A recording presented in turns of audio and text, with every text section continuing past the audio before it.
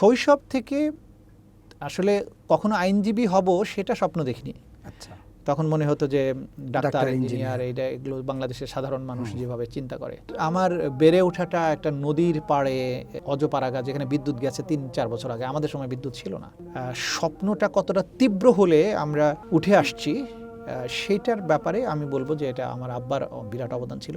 আপনার শৈশবের স্মৃতিচারণ করে কোনো বিশেষ ঘটনা আছে কিনা, এবং আপনি এই পর্যন্ত আসার ক্ষেত্রে আপনার বাবা মায়ের ভূমিকা বা মায়ের ভূমিকাটা বিশেষভাবে কেমন ছিল একটু যদি বলতেন। আমার তো জন্ম হয়েছে একেবারে অজপাড়াগায়ে, জামালপুর জেলার দেওয়ানগঞ্জ উপজেলায়।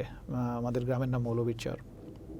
আমরা এমন একটা জায়গায় যেখানে জন্ম হয়েছে যে চারিদিকে নদী, এবং থানা সদরে আসতে একদিন লাগতো নৌকায় করে আসতে। আচ্ছা। আর একদিন থেকে পরের দিন আবার ফিরতে হতো। তো সেখানে গ্রামে প্রাইমারি স্কুল এবং হাই স্কুলের 1 বছর আমি গ্রামে পড়েছি। তারপরে জামালপুর শহরে আমরা শিফট হয়ে যাই। জামালপুর জেলা মাধ্যমিক স্কুল উঠে। হ্যাঁ, জামালপুর জেলা স্কুলে তখন হাই স্কুলে আমি পড়েছি। সেখান থেকে এসএসসি, পরবর্তী সময়ে জামালপুর থেকে এইচএসসি, ল পড়েছি রাজশাহী ইউনিভার্সিটিতে। শৈশব থেকে আসলে কখনো আইনজীবী হব সেটা স্বপ্ন দেখিনি। আচ্ছা। তখন মনে হতো যে ডাক্তার, ইঞ্জিনিয়ার, ইঞ্জিনিয়ার, এগুলো বাংলাদেশের সাধারণ মানুষ যেভাবে চিন্তা করে।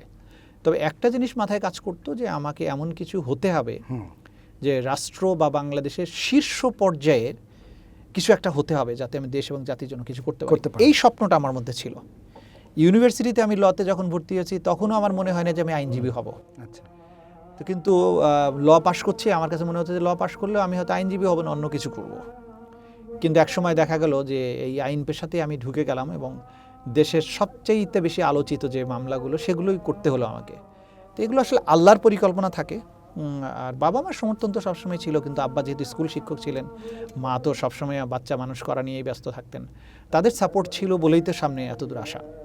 বাবা চাইতেন যে সবসময় আমার ছেলে এমন কিছু হোক রাষ্ট্রের বা বাংলাদেশের, দুনিয়ার সামনে তাকে মানুষ যাতে চিনে। আল্লাহ তাআলা সাথে তার দোয়া কবুল করেছেন, উনি ইন্তেকাল করেছেন কয়েক মাস আগে। মা যদিও জীবিত আছেন। তো আমার বেড়ে ওঠাটা একটা নদীর পাড়ে, একটা অজপাড়াগা, যেখানে বিদ্যুৎ গেছে 3-4 বছর আগে। আমাদের সময় বিদ্যুৎ ছিল না।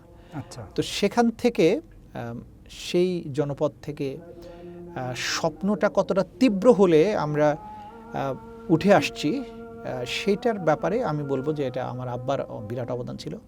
শিক্ষক হিসাবে উনি নিজের সন্তানদেরকে শুধু নয়, তিনি পুরো গ্রাম, তার স্কুল, তার এলাকার ছাত্রদেরকে এমনভাবে মোটিভেট করেছেন যে সেখান থেকে এখন আমাদের গ্রামে কয়েক শত ইঞ্জিনিয়ার, ডাক্তার। কিন্তু আমরা যখন স্কুলে পড়ি তখন আমাদের গ্রামে মাত্র 2 জন এসএসসি পাস মানুষ ছিল, পুরো গ্রাম মিলে। তো এটা আব্বা প্রধান শিক্ষক হিসাবে তখন এগুলো করেছেন। রাতের বেলায় গিয়ে তখন তো বর্ষার সময় নৌকাও ছিল না, কলা গাছের ভেলায় চড়ে চড়ে ওই বিচ্ছিন্ন বাড়িতে যেয়ে ছাত্র পড়ছে কিনা বার্ষিক পরীক্ষার জন্য হারিকেন জ্বালিয়ে দরজার আড়ালে দাঁড়িয়ে থেকে তিনি খেয়াল করতেন, এবং না পড়লে ঘুমাচ্ছে কিনা ঢুকে বলতে হয় তুই ঘুমাচ্ছিস কেন।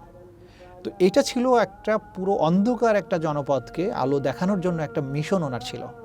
তো সেই মিশনের একটা পার্ট আমরা ছিলাম, এবং সেভাবেই আমাদের উঠে আসা। আল্লাহ তাআলার কাছে শুকরিয়া যে আমরা এত সাধারণ জায়গা থেকে উঠে এসে আইনজীবী হিসাবে দেশ এবং জাতির প্রয়োজনে কিছু না কিছু করতে পেরেছি। এটা আমার জীবনের জন্য সাফল্য।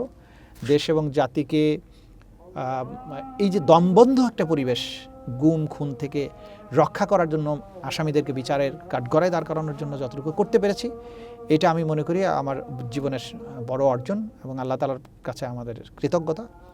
সামনের দিনগুলোতে দেশ এবং জাতির প্রয়োজনে যে কোনো বড় দায়িত্ব যাতে পালন করতে পারি সততা নিষ্ঠার সাথে, সেটা আমার স্বপ্ন। একই পেশার আপনারা, ব্যারিস্টার শাহরিয়ার, ব্যারিস্টার শিশির মুনির, ব্যারিস্টার ফুয়াদ, এবং এদের সাথে অনেক সময় আপনার যোগাযোগ হয় কিনা আমার জানা নেই। এদের সম্বন্ধে কোনো ব্যক্তিগত মূল্যায়ন করবেন কিনা? না, আমি ব্যক্তিগত, এরা সবাই আমার জুনিয়র, এরা অনেক জুনিয়র আমাদের চেয়ে। সবাই ভালো করছে, এটা আমাদের জুনিয়ররা ছোটো ভাইরা ভালো করলে তো অবশ্যই ভালো লাগবে। ফুয়াদ যদিও প্রফেশনে খুব একটা নাই, রাজনীতিতে বেশি সময় দেয়।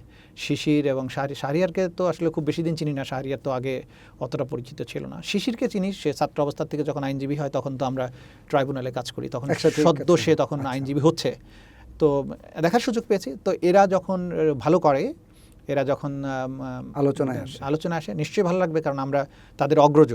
সেই ক্ষেত্রে আমরা চাই যে তারা আরও ভালো করুক, দেশের জন্য কাজ করুক। আমরা তাদের শুভকামনা করি। ধন্যবাদ আপনাকে লম্বা সময় আমাদের স্টুডিওতে দেওয়ার জন্য। আপনাকেও ধন্যবাদ।